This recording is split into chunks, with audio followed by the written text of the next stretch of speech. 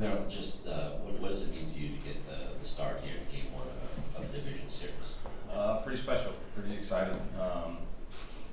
Obviously my journey was a little different than everybody else to get to this point, but I couldn't be more happy, more just honored and excited for tomorrow.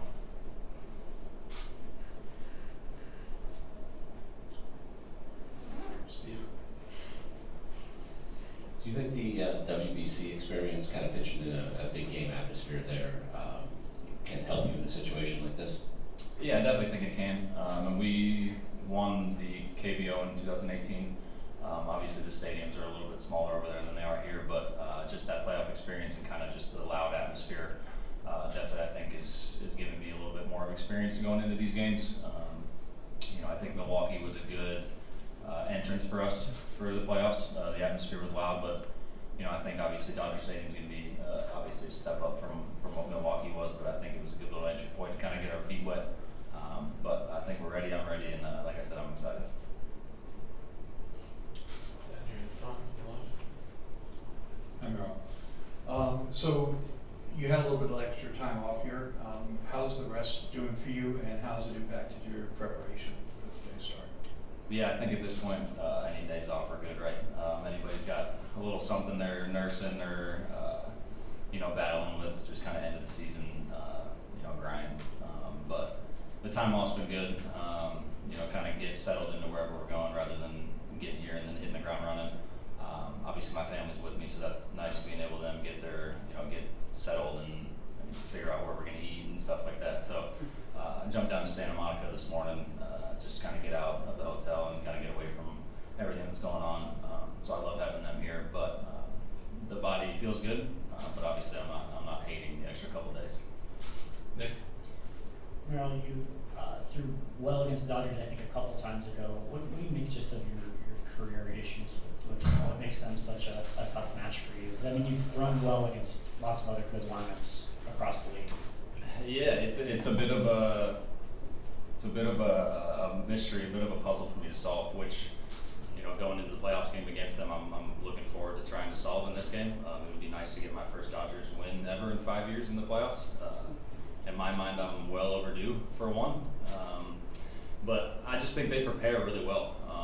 I think they do a lot of things that other teams don't. Whatever analytics or preparation department that they have over there, I think they really do a really good job of game planning, and I think they do a really good job as a lineup 1 through 9 sticking to that game plan. If they go into a game with a certain plan, I think they're ultra committed to it, and even if the first at bat doesn't go the way that they think it was supposed to, they don't really drift from that approach.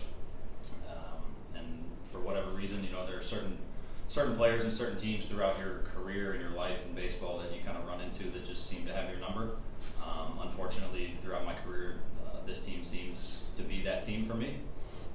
But I'm as confident as ever. I think if I start thinking about my previous games and how they've gone and how bad my numbers are against these guys, I think I lose before I even step on the mound. And I've said that before. I have ultimate confidence every time I do play the Dodgers, even though if it doesn't work out the way that I think it is going to, or the way that I would hope it does. So tomorrow's no different. I'm going into that game expecting to throw 9 innings, no runs. That's how I go into every game, not necessarily against the Dodgers, but some of the other teams that you've touched on. And we are diving into some different stuff and some different numbers and some different video to kind of figure out the different pieces of that puzzle. But I'm confident in my guys and I'm confident in myself going into tomorrow that we can execute a game plan and come up with a win. Standing up on the right. Merrill, professional or an amateur, do you remember the first really important game you pitched in front of a hostile crowd? The state championship in high school probably comes to mind just as the very, very first one. But after that would probably be Omaha in the Carl's World Series or the Super Regional game to get to the Carl's World Series. We played Arkansas, actually faced off against Drew Smiley. We ended up winning that game in a home run in the top of the 10th, I believe. And then from there, after Omaha, it would be the KBO championship. The last one's take one in the middle, the front. Merrill, just kind of looking over your regular season, whether it's incorporating the slider, or how do you feel like you've evolved most as a pitcher going into this year? I think the confidence has just grown. You know, obviously, the more you do something, the better you're going to get at it. Especially if you put the time in to really try to get better at it. I think the fact that I've been in this league for 5 years now, and I've seen pretty much every hitter there is to face, and I think with that and seeing maybe other than this team, being able to see that I can get pretty much anybody there is out, the Acuñas of the world, really anybody else. I think that's kind of where you've seen the transition go. Coming over, even if I was a rookie at 30, I felt like I was 20. I would look at guys in the league, I'd look at teams in the league that I'd seen on TV, growing up, the Kershaws of the world and, the Pujolses and guys like that. And I think at that time I was still a little starstruck by it. I had to get over the fact that I really was a big leaguer and that I did belong here and that I could get guys out with the stuff that I had. And then once you start seeing success and once you start seeing results, I think that confidence just builds.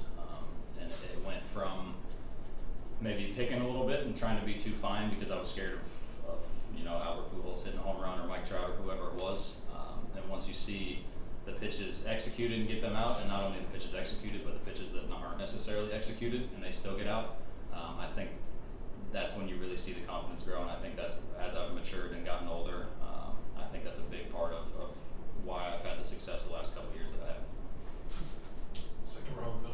You mentioned not thinking too much about your previous history against the Dodgers. I mean, how do you avoid having something like that weigh on you at a game like this? I don't know, maybe just me personally. My memory is not very good to begin with, and I try to apply that just the same in baseball. We talk about having a short memory in this game, moving on from each and every game. And myself, I don't really think too much about the stuff I can't control. And I know that the games, in my mind, obviously I know how those games have gone. But like I said, I can't sit here and dwell on them. I think the more I sit on them and the more I think about how they haven't gone my way, I'm behind the 8 ball before the game even starts. So my only approach is just to move forward and approach tomorrow's game just like another game and prepare the way that I have, and go out there and just kind of, it sounds cliche, but give it my best shot, whatever you want to call it, and kind of just let the chips fall where they may. Nick? I feel like one thing that a lot of people are looking at is the fact that you and Zach get to start potentially 4 of these 5 games. Have you guys talked about that? How do you feel about the responsibility and what that can mean and how it seemingly is a point in your guys' favor? To answer the first question, no, we haven't talked about that. We had a little bit of a moment after we clinched, kind of looked at each other and then we both recognized that we're big pieces of this team, we're big wheels in the cog, but after that we're kind of the same in that way. We don't really harp on too much, we kind of just take things as they go and kind of move, kind of as life comes. So we haven't really sat down and thought about it, we haven't talked about it, but I think we both recognize that we have a pretty good chance if one of us are on the mound in any given game. Merrill, you were part of a team that had to come back from a pretty rough season a couple of years ago. At what point did you personally start to truly believe that this team had an opportunity to get into the playoffs and do some damage? I would say the second half of last year. The first half of last year was still kind of up and down, and then once the second half hit and some of the younger guys got called up, and started contributing, Perdomo comes to mind, even though he was there all year, but he kind of picked it up in the second half. Obviously, Corbin Carroll speaks for himself, Jake McCarthy, Alec Thomas. I think the infusion of the young guys and the young energy in our team really showed me the light in the second half of last year, and really we started playing a lot better brand of baseball than we had the previous couple years. So I would say mainly the second half on from last year,